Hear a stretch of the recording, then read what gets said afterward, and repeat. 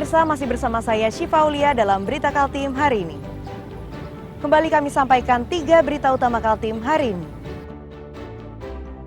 Krisis hutan akibat eksploitasi di Kabupaten Berau semakin meresahkan. Diduga kerusakan terbesar akibat aktivitas tambang.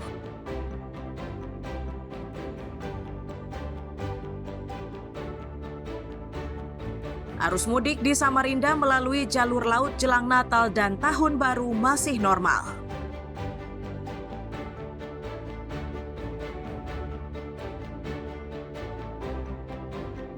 Atlet Kutim terlebih dahulu harus melalui serangkaian tes fisik dan psikologi demi bisa untuk tetap berpeluang mengikuti Porprov Kaltim.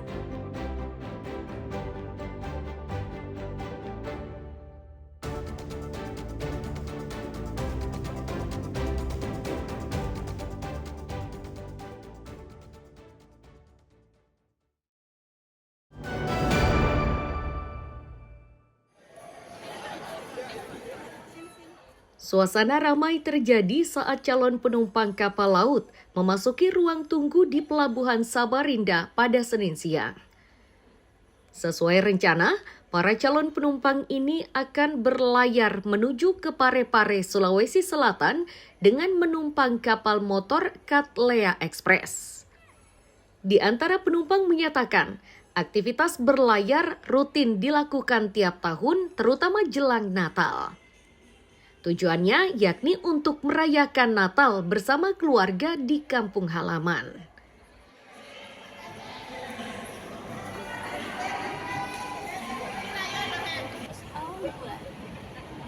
Liburan. Oh, mau Natalan di kampung halaman gitu. Nah, gitu. Kampung halamannya di mana? Di Toraja di Oh, seberapa sering pulang? satu tahun. Satu tahun satu kali. Di Samarinda kerja apa? Kuliah atau kerja? Saya dari Berau. Dari Berau. Oh, apa di Berau apa? Kuliah? Kerja? Kerja. Jadi merantau ke Kalimantan kerja, terus setiap tahun pulang gitu ya? Iya. Petugas di Pelabuhan Samarinda menyatakan, jelang Natal dan Tahun Baru sedikitnya 50 petugas gabungan yang disiagakan.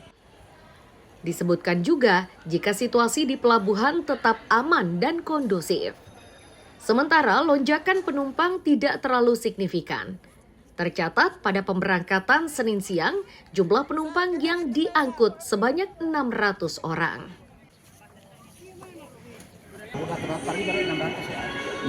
Yang terdaftar 600. Oh.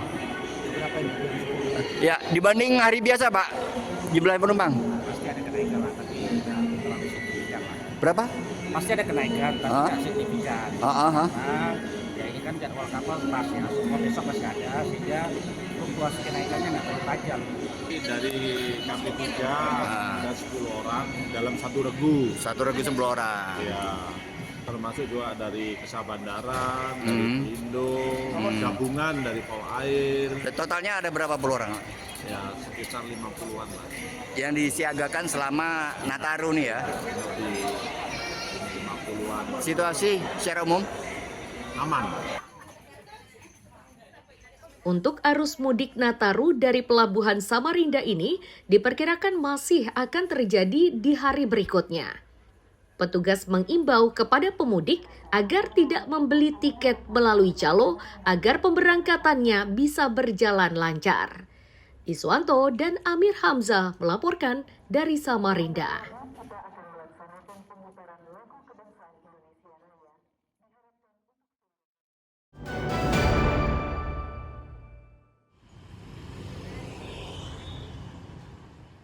Pos pengamanan Natal dan Tahun Baru di Jalan Jenderal Sudirman inilah yang ditinjau Kapolresta Balikpapan Senin siang.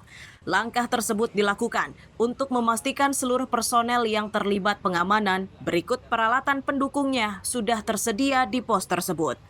Kapolresta Balikpapan menyatakan total personel yang disiagakan di posko Nataru ini sebanyak 396 orang. Dari jumlah tersebut, mereka dibagi ke dalam 4 pos terpadu dan 18 pos pengamanan. Pos pengamanan ini tersebar di berbagai titik, mulai dari bandara, kawasan pelabuhan, hingga pusat keramaian. Untuk jumlah personel tiap pos sebanyak 18 orang yang dibagi menjadi 3 regu per hari.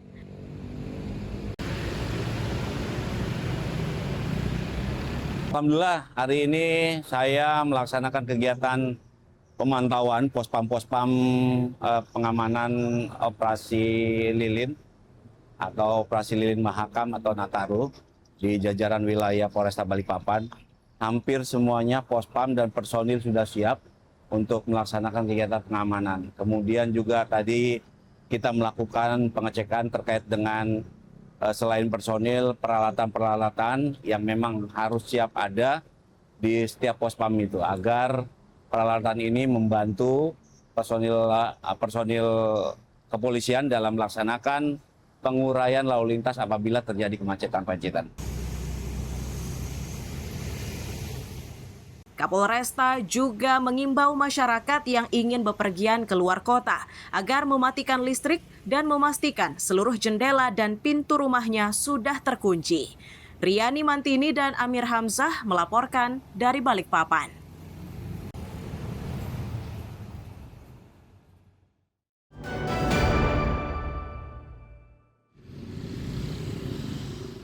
Perubahan mendadak untuk arus lalu lintas di kawasan Simpang 3 Gunung Lingai kini dilakukan oleh Dinas Perhubungan Samarinda. Rekayasa ini dilakukan karena kawasan ini kerap terjadi kemacetan terutama di jam sibuk. Itu karena selain Simpang 3 utama juga ada simpang dari jalan kecil. Tak heran jika jalur tersebut juga dikenal dengan sebutan Simpang 5. Untuk jangka pendek, rekayasa dilakukan dengan memasang pembatas di tengah jalan. Selama masa sosialisasi, Dishub akan menempatkan sejumlah petugasnya untuk mengatur kelancaran arus lalu lintas. Dishub memastikan rekayasa arus lalu lintas di Simpang Gunung Lingai ini sudah dibahas melalui rapat forum lalu lintas.